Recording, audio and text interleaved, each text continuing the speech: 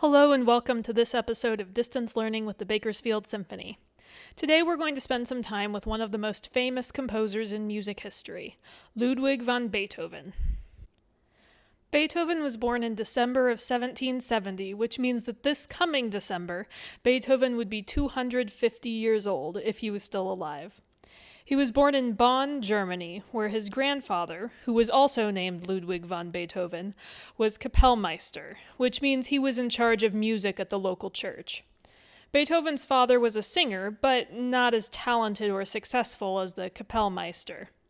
When young Beethoven began to show signs of musical potential, Beethoven's father tried to harness that talent for his own gain. You see, there was a very well-known composer at the time named Wolfgang Amadeus Mozart. Mozart started his musical career by being paraded around to nobility and royalty to perform at a very young age. We're talking 4 or 5 years old. Now, if you can imagine a 4 or 5-year-old banging on a piano, it's not going to be something you want to listen to for any length of time. Mozart, however, was a child prodigy. He really could play piano at 5 years old and had even started composing his own music at that point. Mozart's father made quite a sum of money by toting his son around to play for people. So Beethoven's father, upon seeing Beethoven's talent at the piano, wanted to turn Beethoven into another Mozart. Not to downplay Beethoven's musical expertise. He literally changed the course of music history, but Beethoven wasn't Mozart. I won't go into great detail here, but I'm not going to sugarcoat either. Beethoven's father was very abusive toward him in his childhood, beating him and forcing him to practice for hours and hours every day, constantly disappointed that Beethoven wasn't living up to Mozart's impossible standards. Beethoven managed to rise above his situation. Despite his less than stellar childhood, Beethoven did truly love music. He became a very accomplished pianist and violinist, and he moved to Vienna, Austria as a young man in the hopes of meeting and potentially studying with Mozart himself.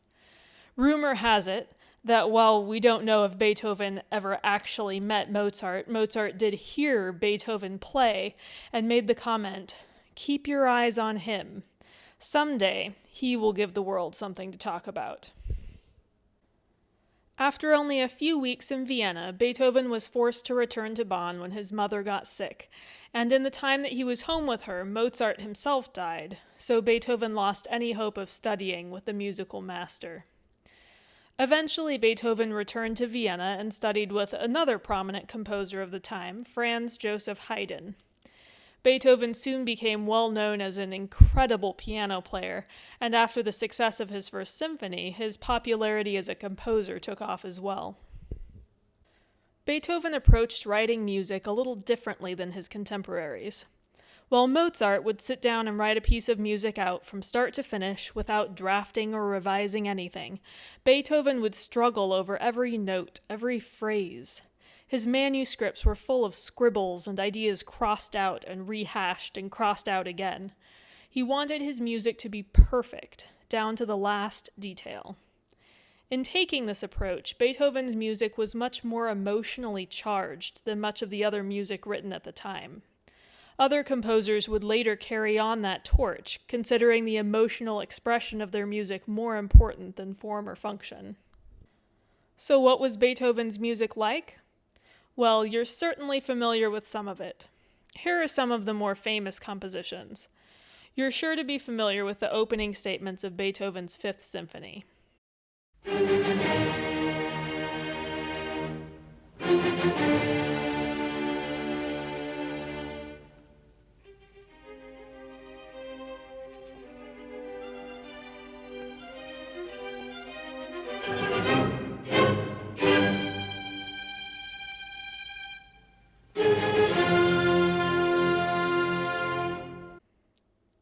And what about the immortal glory of the finale of Beethoven 9?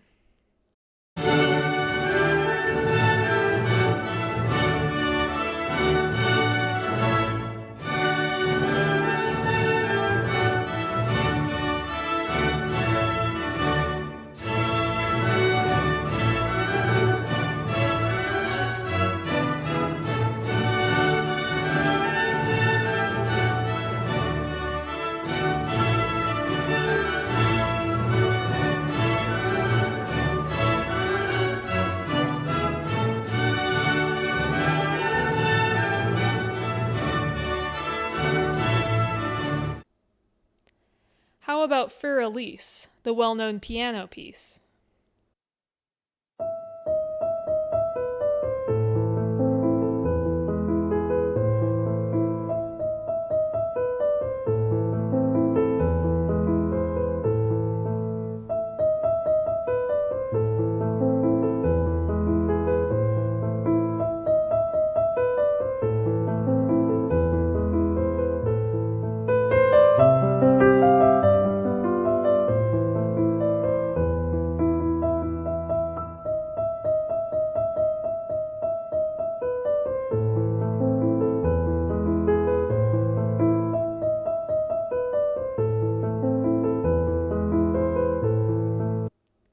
Some of my personal favorites include the Moonlight Sonata.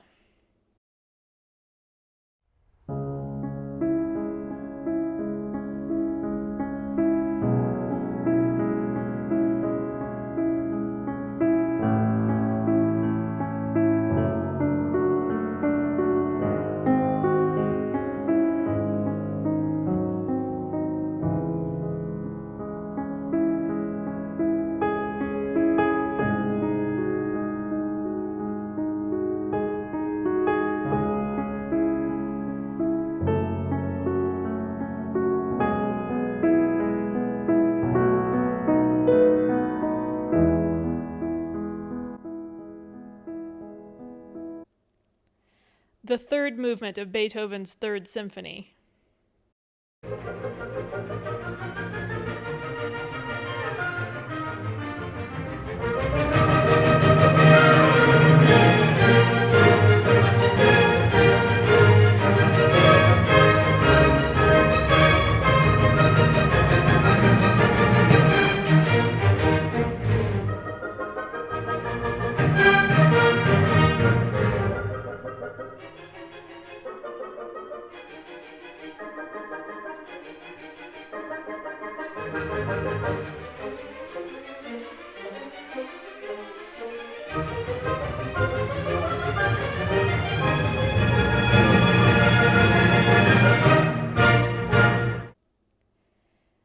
And Beethoven's Sixth Symphony.